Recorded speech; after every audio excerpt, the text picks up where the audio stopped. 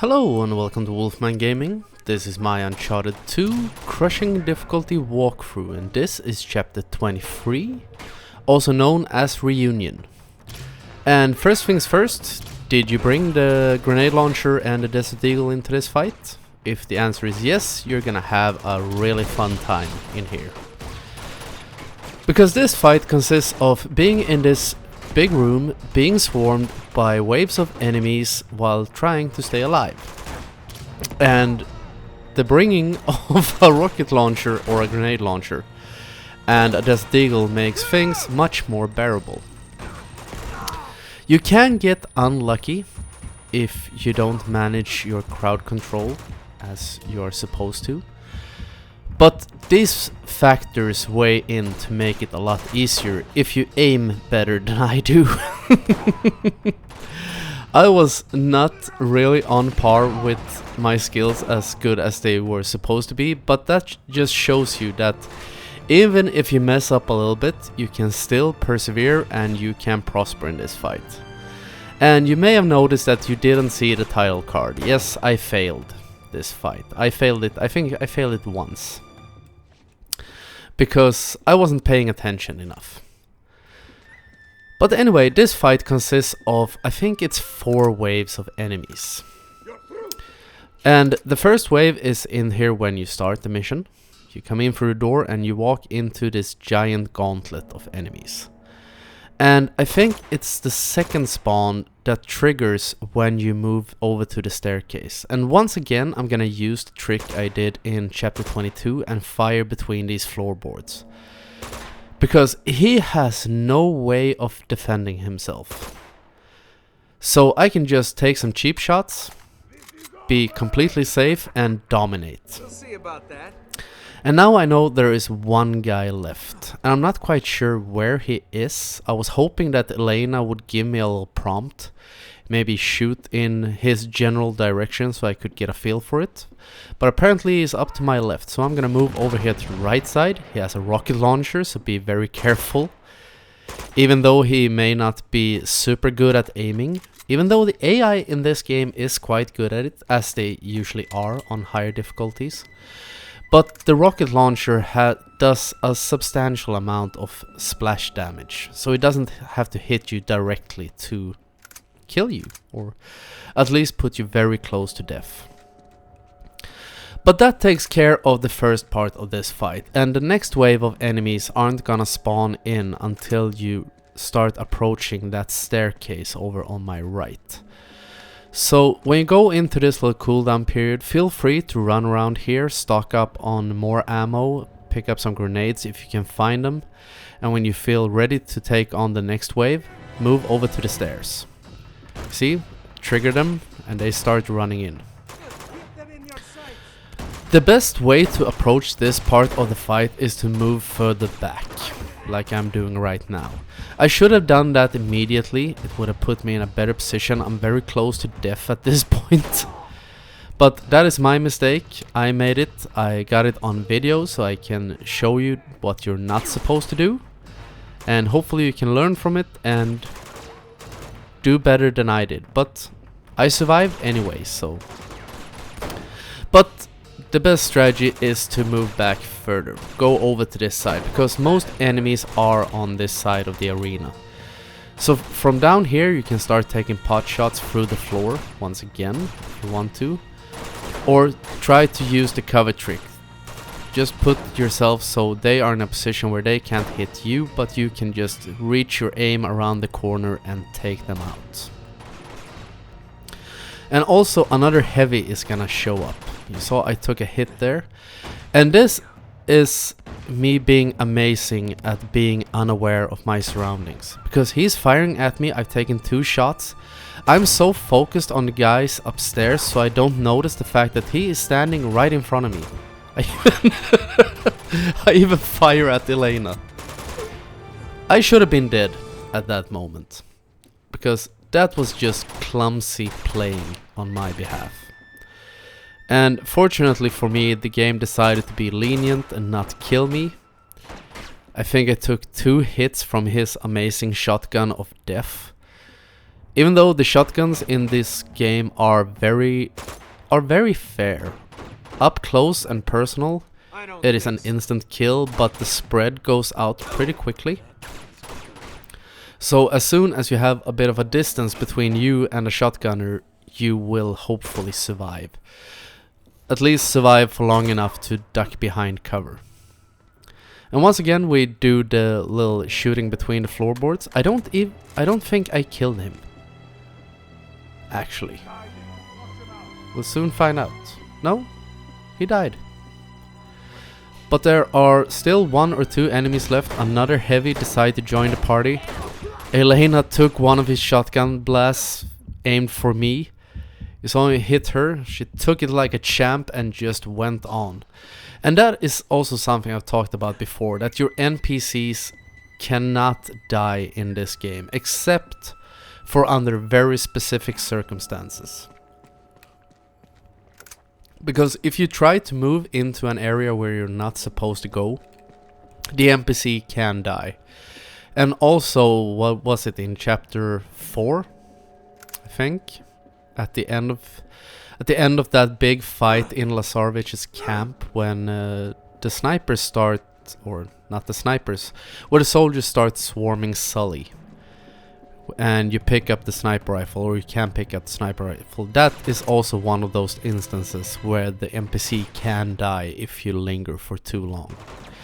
But in sequences like this, or at least I think, I'm gonna cover my ass and say I think it's impossible for the NPCs to die. It has never happened to me. Never in one of these instances, and I'm 99.999999% sure that it can't happen.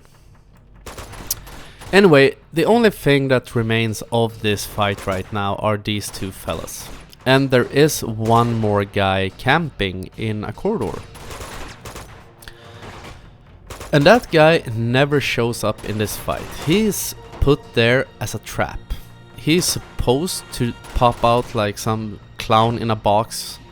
I talked about before you start cranking the wheel and say hello to childhood trauma. Anyways, he's camped out in one of the corridors. If you're playing this on brutal, which I'm not, I'm playing it on crushing, he will probably put a really swift end to your run if you're not aware of his presence. I get a bit lucky because I like to be a bit cautious. I was semi-aware that he would be there. I had a faint memory of him. There he is.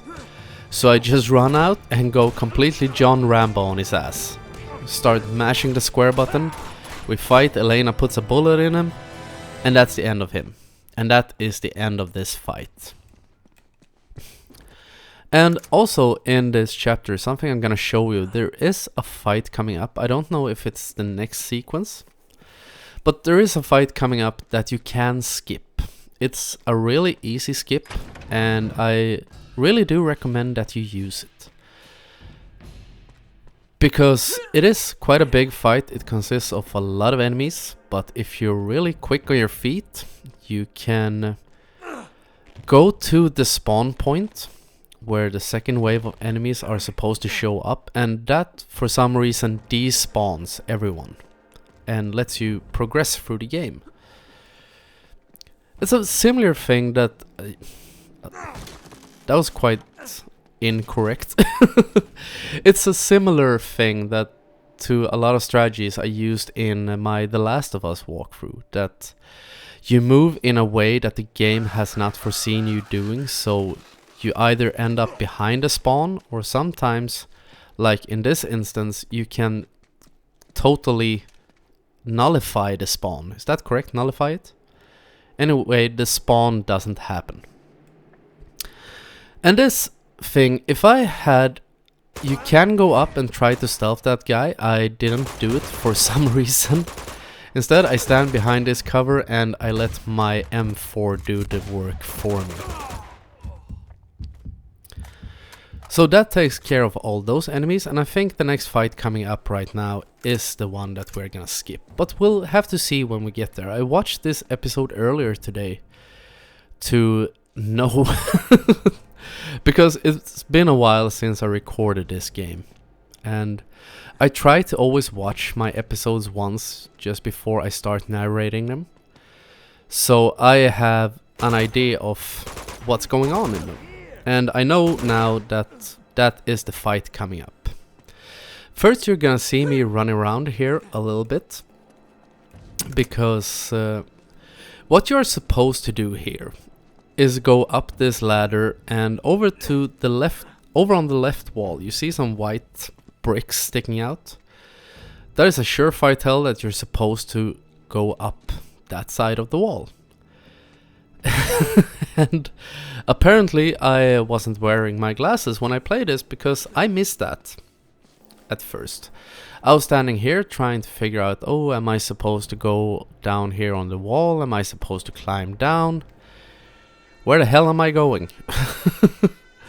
But I will soon realize that I am a blind ass mole and head up the ladder and head up the wall. But the fight coming up that we're gonna skip. The key to doing this is being quick. So if you're playing this game right now and you're watching this video to get past things, as people sometimes do, in instances before when I've at times used walkthroughs when I got stuck in games, sometimes you do that, or especially when I'm using collectible guides because I want to platinum a game, then pause the game and watch the video. Because here you see a bunch of enemies firing at something. They're firing at Yetis. So what you want to do is drop down here. Stay over here on the left. No one will fire at you. They're completely busy with the Yetis. Run up here. Jump over this little flood thing. Up these stairs. And over to the gate over here on the right. If done correctly, which I'm quite sure you have done, you... for some reason, here is where the next wave of enemies are gonna spawn in. But they have now despawned, the gate is free to open, and you can progress forward. And it's a great strategy to use, because it is quite a challenging fight, as I can remember it. It's been a long time since I played it fairly, so to speak. And I also think that those strategies are great to have in a walkthrough. Because a walkthrough is made to make things as easy as possible. So if I know a skip, of course I'm gonna use it in the walkthrough because I want to make it as easy for you as possible to get through it. And here we have a little fight coming up. And this fight is also very easy because down there on the ground there are two super heavies. And I get a bit unlucky here. Watch. You saw me pick up the rocket launcher and my M4 flew down the ladder. That was a bit unlucky. But you see the two ultra heavies or super heavies? They take 3 rockets each. So we put 1, 2, and we put down the third one. Direct hits, he goes down. We pick up the second rocket launcher and we get 3 new rockets. So I'm just gonna wait for him to walk around this statue. He's not in a rush anywhere. All those body armor plates are slowing him down and making him a sitting duck for my giant RPG. So that takes out the ultra heavies. And now we're gonna face some regular enemies. And this fight is made a bit harder by the fact that my M4 decided to go YOLO and jump over this edge. If you're a bit luckier than I am, you will be able to pick up your M4 again, or whichever rifle you have decided to bring into this fight. But this fight is not hard either way, it just takes a little bit longer when all you have is a handgun. Because all these enemies have helmets, they have itchy trigger fingers, but you have superior cover. And the focus of this fight is just over to my right. There is a big window gate thing. When I kill all the enemies down here, that gate will swing open and a sniper will reveal himself. So all you have to do is stay up here. Don't ever go down from this little ledge. unless you're really desperate. If you have run completely out of bullets, you may have to do it, but I have 4 grenades and a handgun, so I have no problems doing this. Whenever someone throws a grenade or if they manage to put some shots on you, just retreat into this little corridor and you will have no problems at all. And now I've taken out the heavy. I think there's only one guy left. And my aiming hasn't improved from the previous fight. I'm apparently having a real hard time hitting him. But I get a bit annoyed. I start spraying him a little bit. No, there's still one guy left because the gate has yet to open. So we use the cover trick and the fact that we are at a height advantage up here. So I'm gonna scan the area a little bit. Can't see him. Or was he the last guy? No, the gate's still open. Or the gate's still closed, was what I was gonna say. And there we have the last one. He's hiding behind the statue and he's lost track of me completely. So I decide to be an asshole and throw a grenade behind him. Which for some reason didn't kill him, but a few bullets in the back apparently didn't do the job either. Now he's dead. And you see that laser sight? That shows you that the sniper has decided to join the party. But he is not invited, so we are gonna revoke his presence here. So I'm just gonna use the fact that he has a giant wooden pillar in his line of sight, put a shotgun or put a shot in his head, and down he goes, and we are safe once again.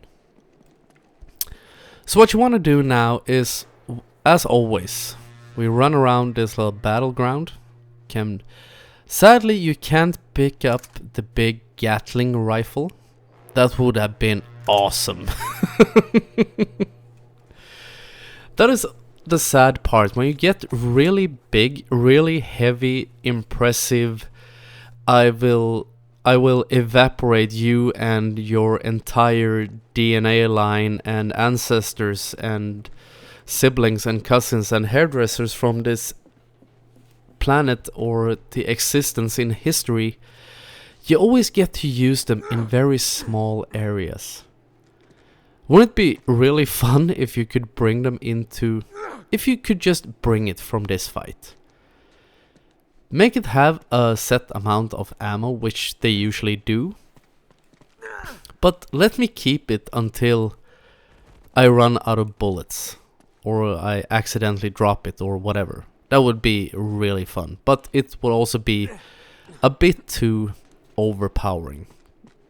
It's one of those things that can take out all the challenge from a game like this. But it always is, when you have those big overpowered guns, you also have very slow mobility. And that is a good balance.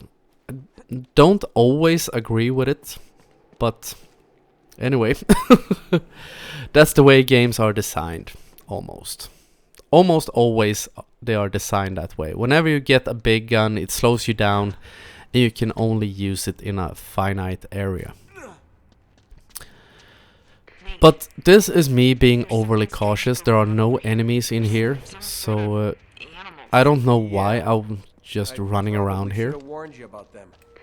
And we're going up now to go to a puzzle area. Where there are, I think it's 4 images of mythical creatures. And we're gonna put some symbols on the correct ones. And that puzzle, like all the other puzzles in these games, is very easy because all the solutions are in Nate's notebook. And when I get to the puzzle, I have edited it so it looks like I do it first try. Everything is very streamlined, everything is very perfect. And that is not the case. I constantly consulted my notebook. Because I have a very weird long time memory. I can remember things I read 15 years ago, and I have terrible short time memory. Which means I can, as I said, remember something I read 15 years ago, and I can forget something I read 2 seconds ago. Which is quite amazing, and a bit irritating at times, because it's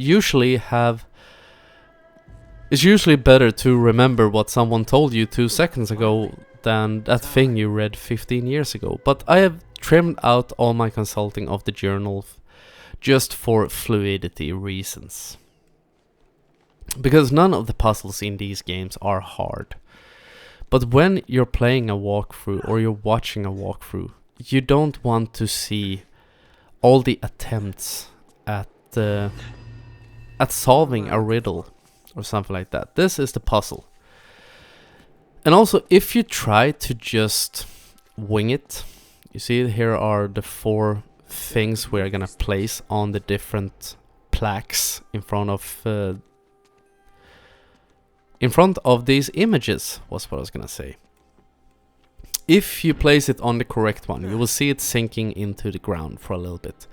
But if you place it on the wrong one, I think Nate will even say, oh, that can't be correct or something. At least the fact of the matter is, nothing will happen if you place it on the wrong one. So if you don't want to consult your journal, or you don't, for some reason, don't understand his notes about it, feel free to pick up one of these things, put it down on a plate. If nothing happens, pick it up again, place it over another plate, until the plate starts sinking down. That is the easiest way to make to do the first part of this puzzle. Or to make it even simpler, just watch this video. That's what we're here for. But now we are picking up the last puzzle piece, and we're going into phase 2 of this puzzle. Because when you place down the last one, you will open up those little hatches, and you will see something like, it looks like one of those old prayer rolls that I think is Buddhists that have them. A little thing they can spin, and I think they spin it while they pray or something. And we're gonna move these, or we're gonna spin them until we get the correct symbols. This is also found in Nate's notebook. And this is where I use the notebook the most, actually, because I think a lot of these symbols look a lot alike. And I think when I played this game the first time I did notes, I tried to copy the symbols onto a piece of paper, so I wouldn't have to pick up the notebook and put it down again constantly. And I can't draw for shit. So I couldn't draw my way out of a wet paper bag or to save my life. So they look quite interesting, but either way, how you do it, all that matters is the result. And that was the last one. And we can put in our ancient dagger in this thing, and you will go into a little cutscene where you meet Chloe again, and we can head onwards in this chapter.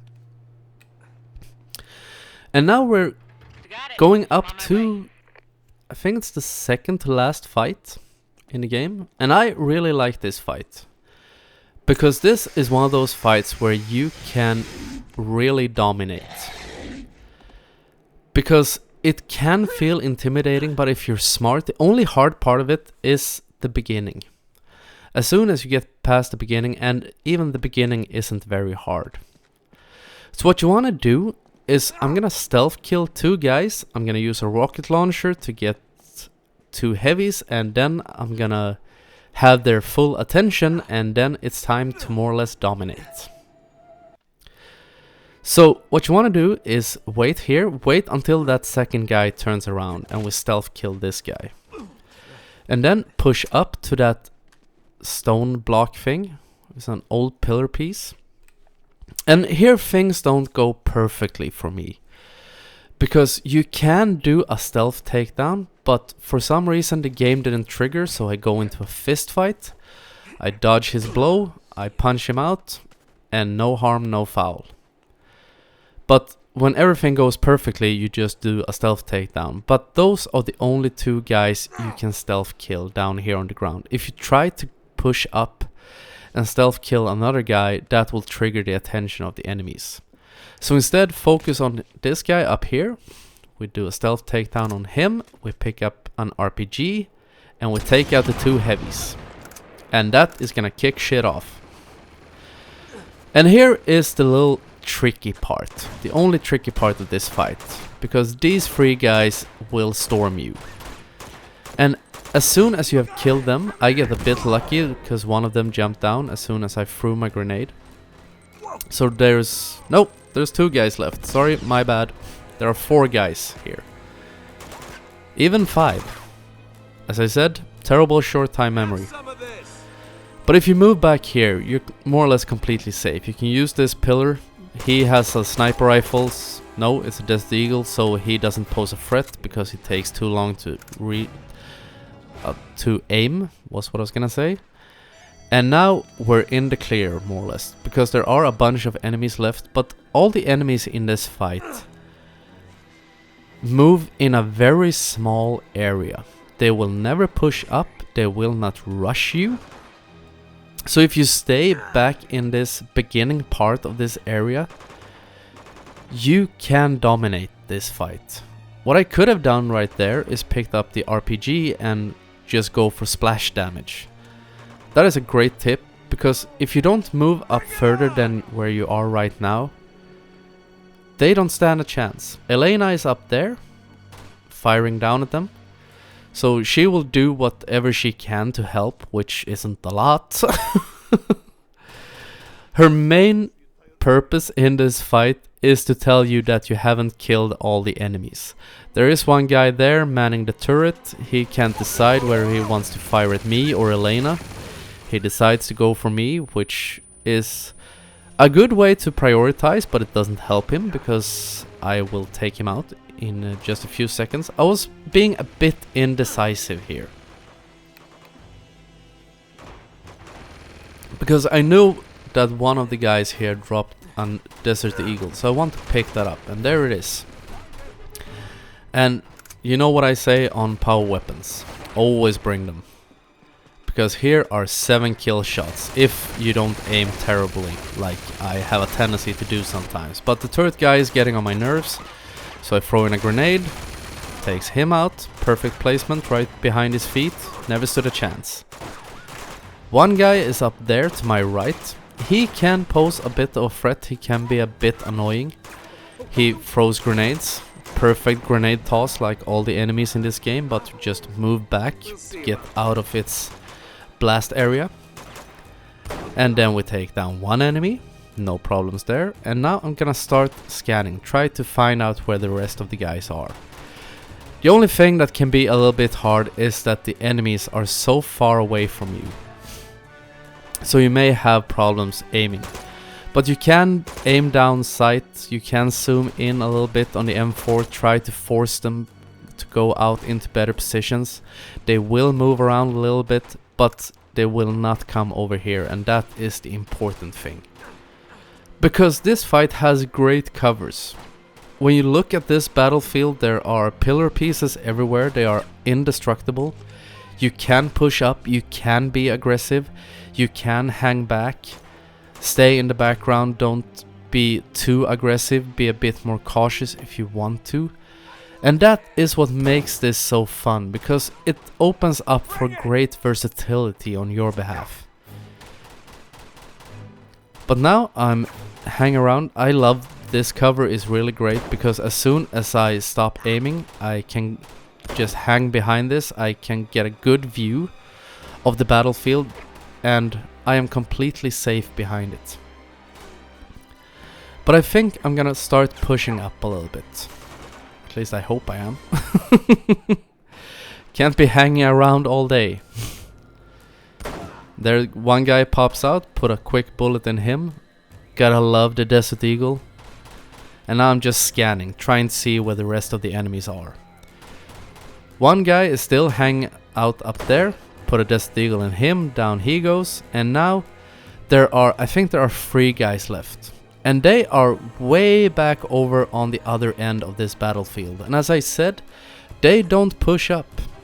They are stuck over there. So if you could bypass if you could go to the solution without killing anyone. They would just be standing there like 3 little idiots waiting for me to arrive. Because that's how the AI is programmed. So I take my last Desert Eagle bullet, take down one of them. And now there are only... No, wait. Nope, my bad. There are actually 3 guys left now. There were 4 guys. 2 of them are standing over there like 2 little idiots. So feel free to blind fire or just pop out and aim. Because there is a guy up there with the Desert Eagle. I don't give a shit, he doesn't pose a problem. There are even 2 fellas up there. Once again, my mistake. And now we just use the pillar to our advantage. They can't hit me, but I can hit them. Because I am completely hidden. And the camera allows me to be in God mode. So that takes care of them. And that is the end of this fight. And also something I want to tell you. Because there is one more small fight coming up before we have reached the end of Reunion. And to make that fight go as easy as possible and to be as effective as possible, there is a grenade launcher right over there on my left. Pick that up and bring it with you. I didn't do that, which is a silly mistake on my behalf. You see it blinking right over there. So before you leave this area, make sure to bring that with you. The fight coming up is not hard, but it is an easy fight made easier by bringing the grenade launcher. But now we're gonna zipline. I pick up some more bullets. You see, the grenade launcher is standing right in front of me. I don't know why I didn't pick it up. But anyway, we come down into this little courtyard. One enemy is gonna rush you. His friend is coming in with a riot shield. Luckily for me, I still had 1 grenade. That is why the grenade launcher would be so awesome to have in this fight. Because of that riot shield guy and also a heavy that will show up very soon. And one of these guys is packing a Desert Eagle. And that is actually gonna make us take out the heavy in a very easy manner as well. But for the first part, that grenade launcher, absolutely amazing. You can... If I had brought it, these guys would have been dead already. They would have been dead, buried and scattered across the landscape. But since I brought the M4, I'm gonna have... It takes a little bit longer. And Mr. Desert Eagle guy is trying to aim. I don't give a shit. I just spray him with my blind fire, punch him in the face. And then we take out the last enemies. They're swinging down on that rope. And I'm not quite sure if you can shoot and kill them while they're still on the rope, or if they are invisible during their descent. But as soon as they jump down on the ground, just spray. And that is all the enemies in this chapter. This is also a very long chapter, as you can see. We're coming up to the end right now. All that remains right now is just go over here and we're gonna climb up this rope. So I think this chapter, it's not as fun as chapter 22. I know that some people aren't fans of chapter 22. I'm not a fan of the tower fight either. But I think it's more fun because it's more action-packed than this chapter is. But it doesn't matter right now, we are at the end. Here you see what would have happened if we had not skipped that fight earlier. There are corpses of soldiers lying everywhere. We could have been one of them, so it's great that we skipped it. So all that remains now is run down these stairs, run down the second set, and we are going in through a giant gate, and we are heading into chapter 24 next. We're getting close to the end of this game. There are only 26 chapters, so we're almost there. So, as always, I want to thank you very much for watching, and I will see you again in my next video. So until next time, this is the Wolfman signing off.